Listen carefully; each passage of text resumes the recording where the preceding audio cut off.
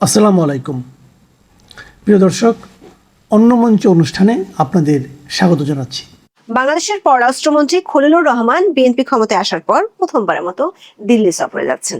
সাথে নিয়ে যাচ্ছেন বাংলাদেশের প্রধানমন্ত্রী তারেক রহমানের পররাষ্ট্র উপদেষ্টা হুমায়ুন কবিরকে, যিনি ভারতের সাথে হাসিনা আমলের সম্পর্ক শেষ ঘোষণা দিলেও হাসিনা আমলে বসানো পাইপলাইন দিয়ে ডিজেল এনে বাংলাদেশের জ্বালানি সমস্যার সমাধান করতে চায়। চমকপ্রদ খবর হলো, খলিলুর রহমান দিল্লিতে দুদিনের সফরে ভারতের পররাষ্ট্রমন্ত্রী, দেশটির জাতীয় নিরাপত্তা উপদেষ্টা, তেল মন্ত্রীর সাথে বৈঠক তো করবেনই, তারপর একই বিমানযোগে যেহেতু মরিশাস যাবেন, সেহেতু এস জয়শঙ্করের সাথে 8 থেকে 9 ঘন্টা ধরে বৈঠকের সুযোগ থাকছে। বাংলাদেশ ও ভারতের গণমাধ্যমগুলোর খবর থেকে পরিষ্কার, বাংলাদেশ চায় তেল আর গঙ্গার জল, সাথে চায় ভারতের প্রত্যাহার করার সুবিধাগুলো চালু করা, যেগুলোর জন্য শেখ হাসিনা দেশ বিক্রি করে দিয়েছিলেন বলে প্রচার ছিল। বাংলাদেশের এসব চাওয়ার বিপরীতে ভারত কি চায়? কারণ কূটনীতি তো শুধু দেয়ার নয়, এটি দেয়া নেয়ার সম্পর্ক। একাধিক গণমাধ্যমের খবর হলো, পাকিস্তানের সাথে সামরিক সম্পর্ক আর ভারত বিরোধী জঙ্গিবাদ ইস্যুগুলো নিয়ে ভারতের পক্ষ থেকে আলোচনা করা হতে পারে। তবে বড় প্রশ্ন হলো, 2024 সালের 5ই আগস্টের পর শেখ হাসিনার আওয়ামী লীগের নিষেধাজ্ঞা ভারত বাংলাদেশের সম্পর্কের ক্ষেত্রে পর্দার আড়ালে একটি বড় ইস্যু। সেই দুটো ইস্যু নিয়ে কি 8-9 ঘন্টা বিমান ভ্রমণে আলোচনা হবে? বিস্তারিত জানতে চলুন যাওয়া যাক বিশ্লেষণে।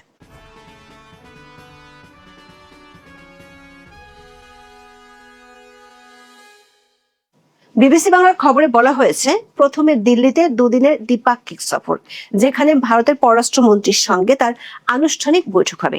7ই এপ্রিল দিল্লিতে পা রাখবেন খলিলুর রহমান। 9ই এপ্রিল সকালে দিল্লি থেকে তিনি সরাসরি মরিশাসের উদ্দেশ্যে রওনা হবেন, যেখানে তিনি নবম ইন্ডিয়ান ওশান কনফারেন্সে বাংলাদেশের প্রতিনিধিত্ব করবেন। একই বিমানে যাবেন ভারতের পররাষ্ট্রমন্ত্রী জয়শঙ্কর। ফলে 9ই এপ্রিল সকাল 8টা থেকে এয়ার মরিশাসের ওই বাণিজ্যিক বিমানে একটানা 7 থেকে 8 ঘন্টার ওই দীর্ঘ সফরেও দুই পররাষ্ট্রমন্ত্রীর মধ্যে একান্তে কথাবার্তা বলার বিস্তর সুযোগ থাকবে যথারীতি। বিশেষ করে মাত্র 2-3 মাস আগেও যে ঢাকার সঙ্গে দিল্লির সম্পর্কে রীতিমতো অস্বস্তি আর শীতলতা ছিল, সেই দেশের নতুন পররাষ্ট্রমন্ত্রীর সঙ্গে ভারতীয় পররাষ্ট্রমন্ত্রীর একসাথে দীর্ঘ বিমান যাত্রার সিদ্ধান্তই বলে দেয় দুই দেশই তাদের সম্পর্ক রিক্যালিব্রেট করতে চাইছে। ওই সম্মেলন যৌথভাবে আয়োজন করেছে ভারতের পররাষ্ট্র মন্ত্রণালয় আর দিল্লির শীর্ষস্থানীয় থিঙ্ক ট্যাঙ্ক ইন্ডিয়া ফাউন্ডেশন। আবার এই ইন্ডিয়া ফাউন্ডেশনের প্রেসিডেন্টের পদে আছেন আরএসএস তথা বিজেপি নেতা রাম মাধব। বিবিসি বলছে, দিল্লির পরে মরিশাসেও আবার দুদেশের পররাষ্ট্রমন্ত্রীর ও কর্মকর্তাদের মধ্যে কথাবার্তা বলার সুযোগ থাকবে। অন্যভাবে বললে, দিল্লিতে মাত্র 48 ঘন্টার কম সময় অবস্থান করলেও খলিলুর রহমানের ভারত সফর কার্যত 4-5 দিনের মেয়াদ পেতে চলেছে, যার কূটনৈতিক ও রাজনৈতিকভাবে বিশেষ গুরুত্বপূর্ণ।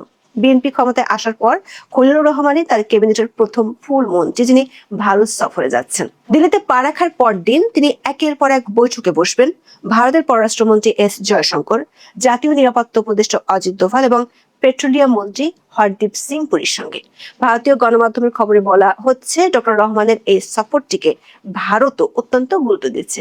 তবে প্রধানমন্ত্রী মোদীর সঙ্গে বাংলাদেশের পররাষ্ট্রমন্ত্রীর কোনো বৈঠক হবে কিনা তা এখনো পরিষ্কার নয়। বিবিসি জানতে পেরেছে, ভারতের বাণিজ্য মন্ত্রী পীযূষ গোয়েলের সঙ্গেও ডক্টর রহমানের আলাদা একটি বৈঠক আয়োজনের জন্য বাংলাদেশের পক্ষ থেকে অনুরোধ করা হয়েছে। তবে সেটি শেষ পর্যন্ত হবে কিনা তা নিশ্চিত নয়। বাংলাদেশ ও ভারতের প্রায় সব গণমাধ্যমের খবর থেকে একটি বিষয় পরিষ্কার, এই মুহূর্তে বাংলাদেশের প্রথম অগ্রাধিকার হলো জ্বালানি তেল। 6ই এপ্রিল বাংলাদেশে নিযুক্ত ভারতীয় হাই কমিশনার প্রণয় ভার্মা সাক্ষাৎ করেছেন বাংলাদেশের প্রধানমন্ত্রী তারেক রহমানের সাথে। সে বৈঠকের পর তারেক রহমানের পররাষ্ট্র উপদেষ্টা হুমায়ুন কবির সাংবাদিকদেরকে যা বলেছেন তা থেকেও পরিষ্কার, পানি চুক্তি, সীমান্ত সমস্যা, ভিসা নিষেধাজ্ঞার চেয়ে এই মুহূর্তে বাংলাদেশের বড় চাওয়ার তেল। তবে তার বক্তব্য নিয়ে সামাজিক মাধ্যমে বেশ হাস্যরসের সৃষ্টি হয়েছে। তারেক রহমানের ওই উপদেষ্টা বলেছেন, ভারতের সাথে শেখ হাসিনার আমলে যে ধরনের সম্পর্ক ছিল তা আর হবে না, সেই অধ্যায় এখন শেষ। তারপরে জনাব কবির জানান, বৈঠকে দুই দেশের জ্বালানি নিরাপত্তা নিয়ে বিশেষ আলোচনা হয়েছে।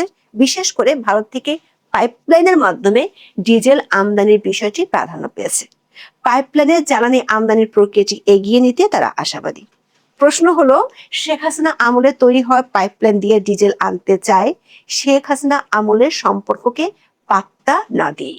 ইরান যুদ্ধ শুরুর পর থেকে এ নিয়ে 4 দফায় ভারত 22,000 টন ডিজেল বাংলাদেশকে পাঠিয়েছে। কিন্তু বাংলাদেশের আরো তেল লাগবে। সে তেলের সুরাহা করতে খলিলুর রহমান দিল্লি যাচ্ছেন 7 এপ্রিল। কিন্তু বিশ্বব্যাপী তেলের সমস্যা, সে সমস্যা কাটিয়ে উঠতে বিকল্প সোর্সও খোঁজা হচ্ছে। সেক্ষেত্রে ভারত কেন হতে যাচ্ছে বাংলাদেশের বিকল্প উৎস? এর উত্তর হলো, যুদ্ধের মধ্যে ভারত আমেরিকার শত্রু রাশিয়া আর ইরান থেকেই শুধু নয়, বিশ্বের 40টি দেশ থেকে তেল কিনছে। 2022 সালে রাশিয়া ইউক্রেন যুদ্ধ শুরু হওয়ার পর ভারত সস্তায় রাশিয়ার তেল কিনে দেশের মূল্যস্ফীতি নিয়ন্ত্রণে সক্ষম হয়। তবে এতে যুক্তরাষ্ট্রের রোষের মুখে পড়তে হয় দেশটিকে।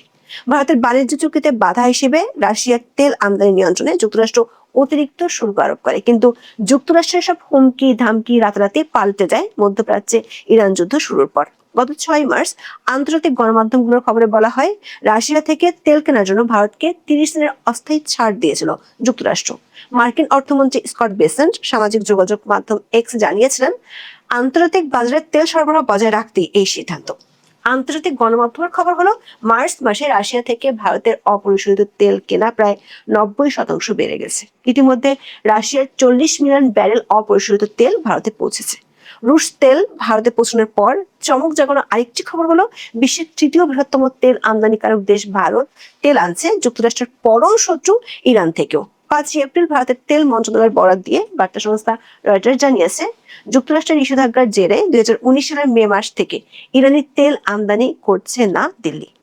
7 বছর পর প্রথমবারের মতো দক্ষিণ এশিয়ার দেশটির সঙ্গে ইরানের তেল নিয়ে চুক্তি হয়েছে। ভারতের রিলায়েন্স ইরান থেকে 50 লাখ ব্যারেল অপরিশোধিত তেল কিনতে যাচ্ছে। শুধু তেল নয়, নিষেধাজ্ঞার আওতায় থাকা একটি জাহাজে করে ইরান থেকে 44,000 মেট্রিক টন তরলীকৃত পেট্রোলিয়াম গ্যাস বা এলপিজিও কিনছে ভারত। প্রশ্ন হলো, ভারত যদি রাশিয়ার ইরান থেকে তেল আনতে পারে, তাহলে বাংলাদেশ কেন আনতে পারছে না? গত 6 মার্চ রাশিয়ার তেল কিনতে ভারতকে অনুমতি দেওয়ার খবর জানার পর বাংলাদেশও যুক্তরাষ্ট্রের কাছে নিষেধাজ্ঞা শিথিলের আবেদন করেছিল। গত 11 মার্চ প্রকাশিত টেলিস্টারের খবরে বলা হয়েছে, জ্বালানি সরবরাহ নিশ্চিত ও জাতীয় অর্থনীতিকে সমর্থন দিতে ভারতের মতো বাংলাদেশকেও রাশিয়ার তেল কেনার জন্য অস্থায়ী ছাড় দেওয়ার বিষয়টি বিবেচনা করতে যুক্তরাষ্ট্রের কাছে আনুষ্ঠানিকভাবে অনুরোধ জানিয়েছে সরকার। 11 মার্চ যুক্তরাষ্ট্রের রাষ্ট্রদূত ব্রেন্ট ক্রিস্টেনসেনের সঙ্গে বৈঠকের পর অর্থমন্ত্রী আমির খসরু মাহমুদ চৌধুরী নিজ দপ্তরে একথা সাংবাদিকদের জানিয়েছিলেন। গত 30 মার্চ সচিবালয়ে সার্বিক জ্বালানি পরিস্থিতি নিয়ে সংবাদ সম্মেলনে জ্বালানি ও খনিজ সম্পদ বিভাগের যুগ্ম সচিব মনির হোসেন চৌধুরী সাংবাদিকদের জানিয়েছিলেন, ঈদের আগের দিন আমেরিকা স্টেট ডিপার্টমেন্টের সঙ্গে বাংলাদেশ সরকার একটি বৈঠক হয়। সেই বৈঠকে বাংলাদেশের পক্ষ থেকে বলা হয়েছিল, রাশিয়া থেকে যেন বাংলাদেশকে অন্তত 2 মাসের অথবা 6 লাখ মেট্রিক টন ডিজেল আনার অনুমতি দেয়। এরপর বিষয়টি নিয়ে তদবির করতে বাংলাদেশের পররাষ্ট্রমন্ত্রী খলিলুর রহমান উড়ে গিয়েছিলেন মার্কিন যুক্তরাষ্ট্রে। গত 1 এপ্রিল তিনি মার্কিন জ্বালানি মন্ত্রী ক্রিস রাইটের সাথে বৈঠক করেন। যদিও ওই বৈঠকের পর পররাষ্ট্র মন্ত্রণালয়ের বিবৃতিতে দাবি করা হয়, রাশিয়া থেকে পরিশোধিত ডিজেল সহ অন্যান্য পেট্রোলিয়াম পণ্য কিনতে বাংলাদেশের বিশেষ ছাড়ের অনুরোধ ইতিবাচকভাবে বিবেচনা করবে যুক্তরাষ্ট্র। কিন্তু বাস্তবতা হলো, বাংলাদেশের চাওয়া পূরণে আমেরিকা ইতিবাচক কোনো সিগন্যাল দেয়নি। এমনকি গত 5 এপ্রিল মার্কিন রাষ্ট্রদূত ব্রেন্ট ক্রিস্টেনসেনের সাথে প্রধানমন্ত্রী তারেক রহমানের বৈঠকের পরও দৃশ্যমান কোনো সবুজ সংকেত মেলেনি। সূত্রগুলো বলছে, এখানে আছে কূটনীতি আর ভূ রাজনীতির খেলা। আন্তর্জাতিক গণমাধ্যমগুলোর খবরে বলা হয়েছে, মার্কিন যুক্তরাষ্ট্র বর্তমানে ভারতকে একটি গুরুত্বপূর্ণ কৌশলগত অংশীদার হিসেবে দেখে। বিশেষ করে ইন্দো প্যাসিফিক অঞ্চলে চীনের প্রভাব মোকাবেলায় ভারতকে গুরুত্বপূর্ণ সহযোগী হিসেবে বিবেচনা করা হয়। আবার বাংলাদেশকে যদি আমেরিকা রাশিয়া থেকে তেল আনার অনুমতি দেয়, তাতেও খুব বেশি লাভ হবে না, কারণ রাশিয়ান অপরিশোধিত তেল বাংলাদেশের ইস্টার্ন রিফাইনারি পরিশোধনাগারে রিফাইন করার সক্ষমতা নেই। রাশিয়ার সেই তেলকে ব্যবহারযোগ্য করে তুলতে বড় ভরসা ভারত। শুধু তেল নয়, জলও চায় বাংলাদেশ। গঙ্গা পানি চুক্তির নবায়ন নিয়ে নিশ্চয়তা চায় দেশটি। এই চুক্তিটিও অবশ্য হয়েছিল শেখ হাসিনার আমলে 1996 সালে। 30 বছরের জন্য হওয়া এই চুক্তিটি শেষ হবে এই বছরের ডিসেম্বরে। বিজনেস স্ট্যান্ডার্ডের খবরে বলা হয়েছে, বিএনপি সরকার এই আলোচনা এগিয়ে নিতে আগ্রহী এবং চুক্তির সময়সীমা 2026 সালের ডিসেম্বর আগেই তা শেষ করতে চায়। দৈনিক প্রথম আলোর খবরে বাংলাদেশের পক্ষ থেকে ভারতের কাছে আরো যেসব চাওয়া আছে সেগুলো তুলে ধরা হয়েছে। দৈনিকটির খবরে সরাসরি বলা হয়েছে, সম্পর্ক এগিয়ে নিতে ভারতকেও কিছু পদক্ষেপ নিতে হবে যা সরাসরি জনগণের জীবনে প্রভাব ফেলে। যেমন নির্বাচনের পর বাংলাদেশের মিশনগুলোতে ভারতীয়দের জন্য ভিসা পুরোদমে চালু হয়েছে, কিন্তু বাংলাদেশের নাগরিকদের জন্য সব শ্রেণীর ভিসা এখনো চালু করেনি ভারত। সালের এপ্রিল থেকে জুন পর্যন্ত ভারতের আকাশপথ ব্যবহার করে তৃতীয় দেশে বাংলাদেশের পণ্য রপ্তানি, স্থলবন্দর দিয়ে বাংলাদেশের 6টি পণ্য ভারতে রপ্তানি এবং বাংলাদেশের 9 ধরনের পাটজাত পণ্য রপ্তানির ক্ষেত্রে বিধিনিষেধ আরোপ করেছিল। ওই বিধিনিষেধ এখনো প্রত্যাহার করা হয়নি। সম্পর্ক এগিয়ে দিতে হলে ভারতের সদিচ্ছার বহিঃপ্রকাশ হিসেবে এই ইস্যুগুলোর শুরু হওয়া জরুরি। বিবিসির খবরেও দিল্লির থিঙ্ক ট্যাঙ্ক RIS এর অধ্যাপক প্রবীর দে বলেছেন, দিল্লি বিমানবন্দর নিয়ে বাংলাদেশের গার্মেন্টস প্রস্তুতকারকরা বিদেশে পণ্য পাঠানোর যে ট্রান্সশিপমেন্ট সুবিধা পেতেন সেটা গত অন্তর্বর্তী সরকার আমলে তুলে নিয়েছিল ভারত। এরপর থেকে বাংলাদেশি গার্মেন্টস ব্যবসায়ীদের সমস্যা অনেক বেড়ে গেছে। এখন তারা পণ্য পাঠাচ্ছেন মালদ্বীপ বা দুবাই হয়ে, যা অনেক বেশি ব্যয়বহুল ও সময় সাপেক্ষ। তাছাড়া স্থলবন্দর দিয়েও পণ্য ঢুকতে দেওয়া হচ্ছে না। প্রশ্ন হলো, তেল, জল, বন্দর সুবিধা সহ বাংলাদেশ এত কিছু চাইবে, কূটনীতি তো দেয়া নেয়ার সম্পর্ক, তাহলে বাংলাদেশের কাছে ভারত কি চাইবে? বিবিসির খবরে বলা হয়েছে, এখন দেনা পাওনার হিসেবের সময়। খুব পরিষ্কার একটি ইঙ্গিত পাওয়া যায় বিবিসির এই খবরটিতে। সেখানে বলা হয়েছে, গত 3-4 মাসে ভারত সরকারের সর্বোচ্চ পর্যায় থেকে তারেক রহমান বা বিএনপি নেতৃত্বের প্রতি ভারত যেভাবে প্রকাশ্যে আউটরিচ করেছে, সেটা নির্দিষ্ট কিছু প্রতিশ্রুতির বিনিময়ে ঘটেছে। বাংলাদেশের রাজনীতিতে জনশ্রুতি আছে, নির্বাচনের আগে ভারতের সাথে বিএনপির একটি সমঝোতা হয়েছিল। বাংলাদেশে এক সময়কার ভারতীয় রাষ্ট্রদূত পিনাক রঞ্জন চক্রবর্তীর মতে যেগুলো হলো প্রতিশ্রুতি। আবার নির্বাচনের আগে অজিত দোভালের সঙ্গে জাতীয় নিরাপত্তা উপদেষ্টা হিসেবে খলিলুর রহমান দিল্লি গিয়ে বৈঠকও করেছিলেন। ভারতের পক্ষ থেকে অন্তর্বর্তী সরকারের আমলে আঞ্চলিক নিরাপত্তা নিয়ে উদ্বেগের কথা তুলে ধরা হয়েছিল। বিশ্লেষকরা মনে করেন, এক্ষেত্রে দুটি বিষয় ভারতের কাছে গুরুত্বপূর্ণ। এক হলো, পাকিস্তানের সাথে সম্পর্কের আড়ালে দেশটিকে কোনো সামরিক স্ট্র্যাটেজিক স্পেস দেওয়া হচ্ছে কিনা। বিশেষ করে অন্তর্বর্তী সরকারের আমলে পাকিস্তানের পক্ষ থেকে যৌথ উদ্যোগে সামরিক সরঞ্জাম তৈরির কিছু প্রস্তাব দেওয়া হয়েছিল। ভারতের পক্ষ থেকে এ ধরনের সামরিক কৌশলগত সম্পর্কের বিষয়ে আপত্তি আছে। দ্বিতীয়ত, ভারতের পক্ষ থেকে ইউনূসের আমলে জেল থেকে বের হওয়া 2 জন শীর্ষ জঙ্গির ব্যাপারে ব্যবস্থা নিতে অনুরোধ জানানো হয়েছে, তবে এখনো তারা গ্রেপ্তার হয়নি। কূটনৈতিক সূত্রগুলো বলছে, জঙ্গিবাদের উত্থান ঠেকাতে বাংলাদেশের নির্বাচনের আগে বিএনপির সাথে এক ধরনের কৌশলগত অবস্থানে গিয়েছিল ভারত। তার বিনিময়ে আওয়ামী লীগের ভোট ব্যাংকের বড় একটি অংশের ভোট নিশ্চিত করতে পেরেছিল বিএনপি। গত 2রা এপ্রিল দিল্লিতে নিযুক্ত বাংলাদেশি হাই কমিশনার রিয়াজ হামিদুল্লাহ বৈঠক করেছিলেন ভারতের সেনাপ্রধান জেনারেল উপেন্দ্র দ্বিবেদীর সঙ্গে। সে বৈঠকেও এই দুটি আলোচনা হয়েছে। তারপরে রিয়াজ হামিদুল্লাহ খুব সংক্ষিপ্ত এক সফরে ঢাকায় আসেন এবং 6 এপ্রিল তিনি আবার দিল্লিতে চলে গিয়েছেন। দিল্লির পররাষ্ট্র মন্ত্রণালয়ের সূত্রগুলো বলছে, পাকিস্তানের সাথে সম্পর্কের ইস্যুতে আঞ্চলিক নিরাপত্তা ও বাংলাদেশে ভারত বিরোধী জঙ্গি গোষ্ঠী এবং প্রচারণা, এই বিষয়গুলো ইউনূসের আমল থেকেই জিয়ে আছে। তার সাথে আরো একটি বেশি গুরুত্বপূর্ণ বিষয় ঝুলে আছে, সেটি হলো বাংলাদেশের সাবেক প্রধানমন্ত্রী শেখ হাসিনা ইস্যু এবং তার সাথে আছে ভারতে থাকা আওয়ামী লীগের নেতাদের বাংলাদেশে ফেরানোর ইস্যুটি। কূটনীতিকরা বলেছেন, এই দুটি ইস্যু নিয়ে কোনো দেশই প্রকাশ্যে কোনো মন্তব্য করবে না, যেমনটা তেল জলের মতো ইস্যুগুলো নিয়ে করে থাকে। এই দুই ইস্যুতে যা হবে তা পর্দার আড়ালেই হবে। নৈতিক বিশ্লেষকদের ধারণা, নির্বাচনের আগে যে দ্বিপাক্ষিক প্রতিশ্রুতির কথা নিয়ে জনশ্রুতি আছে, তার মধ্যে এই দুটি বিষয় যে ছিল তা ভাবাটা অমূলক নয়। দর্শক, একটি বিষয় খেয়াল করে দেখুন, ইউনূসের আমলে ভারতের সাথে কোনো আলোচনা বা বৈঠক হলে তার আগে ইউনূসের মিত্র যারা এখন সংসদ সদস্য হয়ে আছেন, তাদের পক্ষ থেকে শেখ হাসিনাকে ফেরত দেওয়ার বিষয়টি নিয়ে কথা বলতো। কিন্তু বিএনপি ক্ষমতা আসার পর থেকে এ বিষয়ে না বিএনপি, না এনসিপি আর না জামাত কেউই কোনো কথা বলছে না। কূটনৈতিক সূত্রগুলো বলছে, শেখ হাসিনার প্রসঙ্গে এই যে নীরবতা, সেটি দ্বিপাক্ষিক সমঝোতারই অংশ। অন্যদিকে ভারতে থাকা আওয়ামী লীগের নেতাদের ফেরার বিষয়টি নিয়েও দুই পক্ষের বৈঠকে আলোচনা হবে।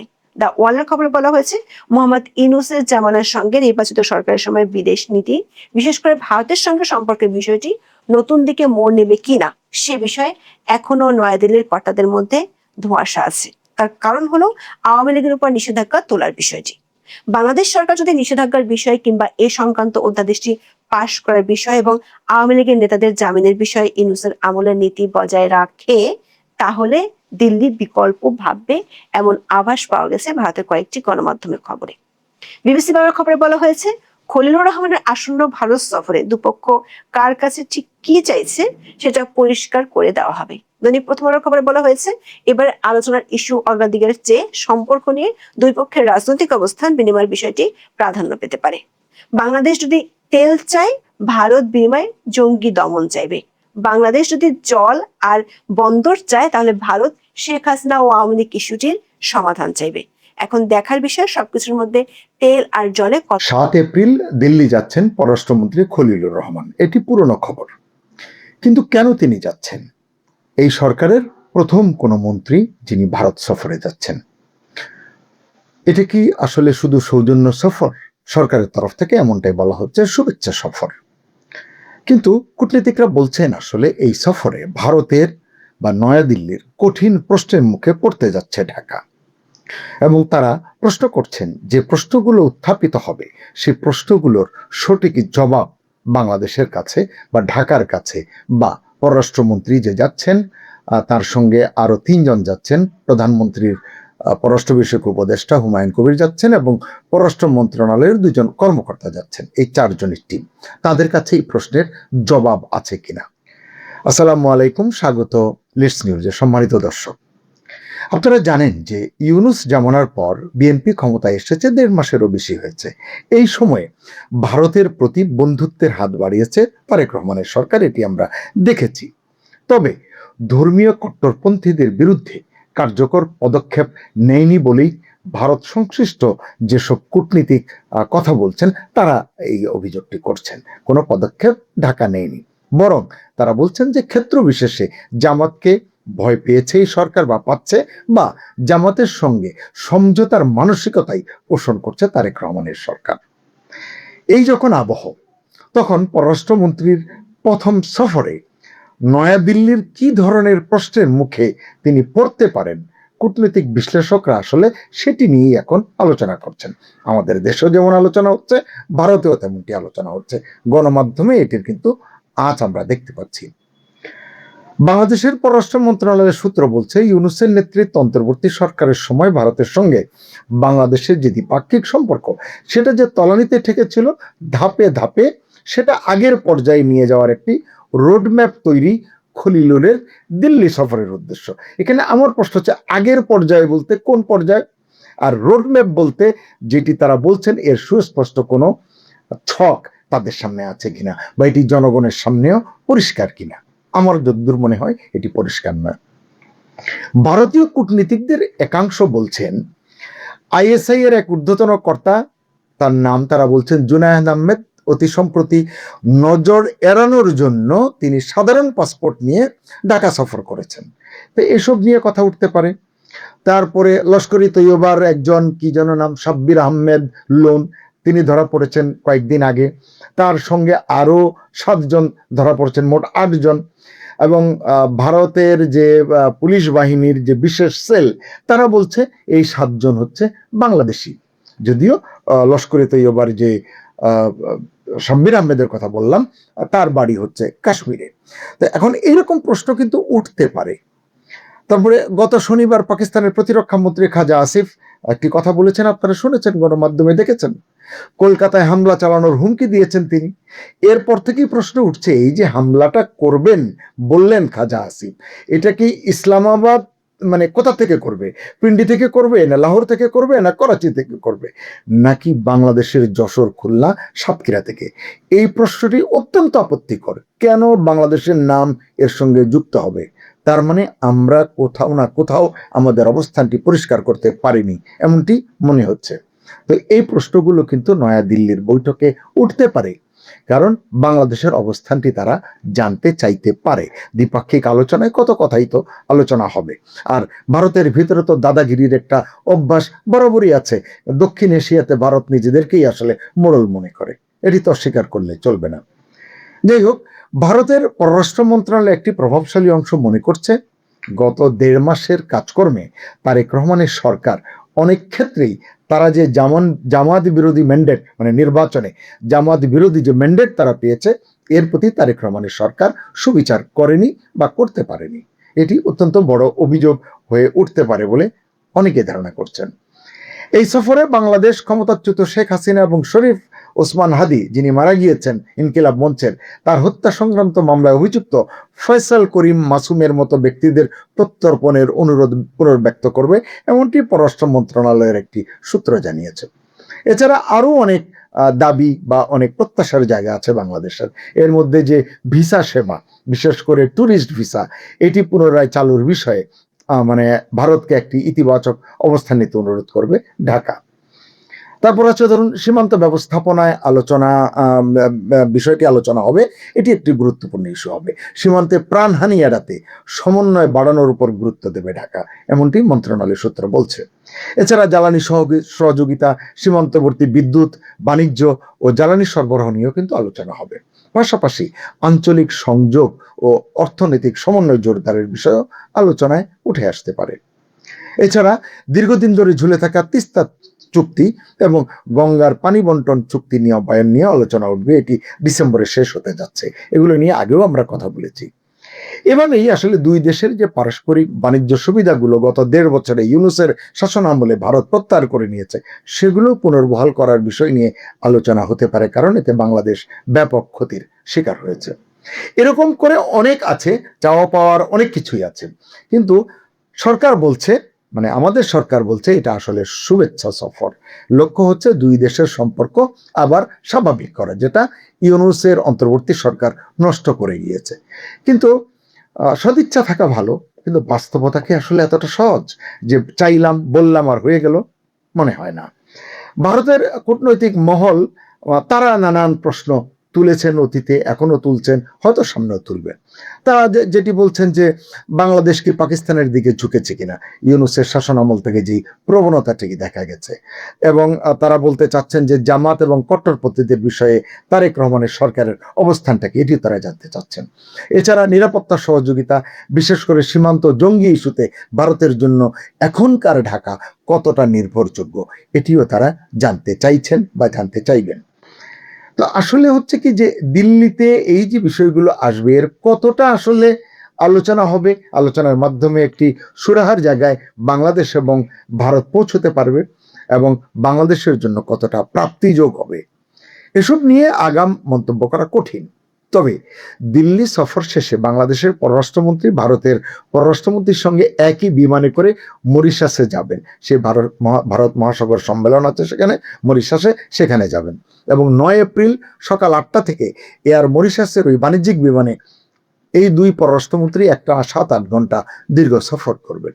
অর্থাৎ এই দুজনের মধ্যে একান্তে কথা বলার সুযোগ আরো বাড়বে, প্রলম্বিত হবে। মানে অন্যভাবে বললে বলা যায়, দিল্লিতে যে মাত্র 48 ঘন্টারও কম সময় অবস্থান করছেন খলিলুর রহমান এবং তার টিম, তাদের ভারত সফর আসলে যদি দেখা যায় কার্যত 4-5 দিনের মেয়াদ পেতে চলেছে বা হতে যাচ্ছে, যার কূটনৈতিক এবং রাজনৈতিক প্রেক্ষাপট বিশেষভাবে গুরুত্বপূর্ণ।